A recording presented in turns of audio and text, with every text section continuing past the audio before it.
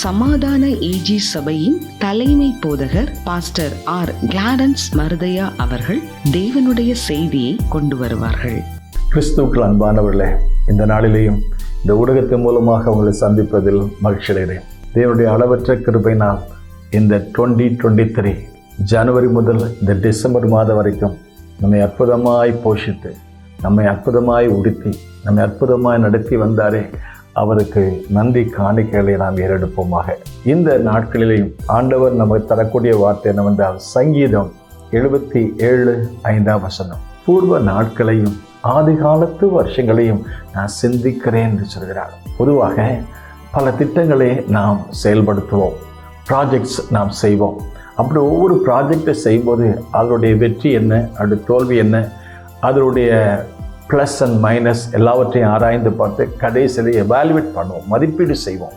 இதே மாதிரி இந்த வருஷம் முழுவதையும் கர்த்தர் நமக்கு தந்தாரே, அதில் நாம் எப்படி கர்த்தருக்காக எப்படி நாம் நம்முடைய வாழ்க்கையில் நடத்தி வந்திருக்கிறோம் என்பதை ஒரு மதிப்பீடு செய்து அதற்கு பின்பு நாம் அதை சரி செய்வோம். ஏனால் அதுக்கப்புறம் வரக்கூடிய வருஷத்துலையும் இப்பொழுது ஏற்பட்ட குறைகளெல்லாம் சரி செய்து வரும் வருஷத்தில் நாம் அதை சரியாக செய்வதற்கு திட்டமிடுவோம். என்னால் மாபெரும் வெற்றியை நாம் காண்போம். ஆகவே தான் புதிய ஏற்பாட்டு சபைகளுக்கு சொல்லும்போது ஆண்டவர் நல்ல காரியங்களை பாராட்டுகிறார், குறைகளை சொல்லி அவைகளெல்லாம் சரி செய்ய வேண்டும் என்று விரும்புகிறார். அப்படி சரி செய்யும்போது ஜெயங்கொள்ளுகிறவன் எவனோ என்று சொல்லி அந்த ஜெயங்கொள்ளுகிறவனுக்கு கொடுக்கிற பரிசையும் அங்கு சொல்வதை பற்றி வாசித்து பார்க்கிறோம்.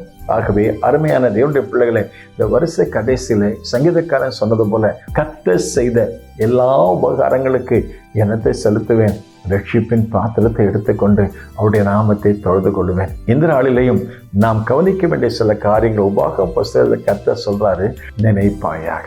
எதை நினைக்கணும்? ஆரம்ப நாட்கள் ஏப்ரல் என்ன கஷ்டப்பட்டோம், என்ன கண்ணீர் விட்டோம், என்ன வேதனை, என்ன துக்கம், என்ன பெருமூச்சு, அதெல்லாம் கொஞ்சம் யோசித்து பாருங்க. நினைப்பாயாக. அப்படிப்பட்ட சூழ்நிலை பாதுகாத்து உண்ண உணவும் உடுக்க உடையும் இருக்க இடம் கொடுத்து பகலிலே மேக ஸ்தம்பம் இரவிலே அக்னி ஸ்தம்பம் அவர்களுக்கு வேண்டிய மன்னாவை கொடுத்து நடத்தி வந்தாரே, அதை நினைப்பாயாக. உங்களுடைய ஆரம்பம் எப்படி இருந்துச்சு? இப்போ இந்த அளவுக்கு கத்தை கொண்டு வந்திருக்கிறார். என்னை இதுவரைக்கும் கொண்டு வந்திருக்கு. நான் ஏமாத்திரம், என் வீடு ஏமாத்திரம். நினைப்பாயாக. பின்பு ஆண்டவர் சொல்றாரு, துதிப்பாயாக. நல்ல வீட்டை கட்டி நல்ல சந்தோஷமா இருக்கும் பொழுது, உனக்கு இந்த எல்லா திரட்சியா இருக்கும் பொழுது, ஆடு மாடு மந்தை செல்வம் எல்லாம் நன்றா இருக்கும்போது நீ துதிப்பாயாக, நினைப்பாயாக, துதிப்பாயாக. பின்பு கர்த்தர் சொல்றாரு, எச்சரிக்கையா இருப்பாயாக. என் சம்பாத்தியம் என் கைப்பலன், நான் தான் இதை சம்பாத்தியம் சொல்லாத. அப்படி சொன்னா அது உனக்கு நல்லா இருக்காது.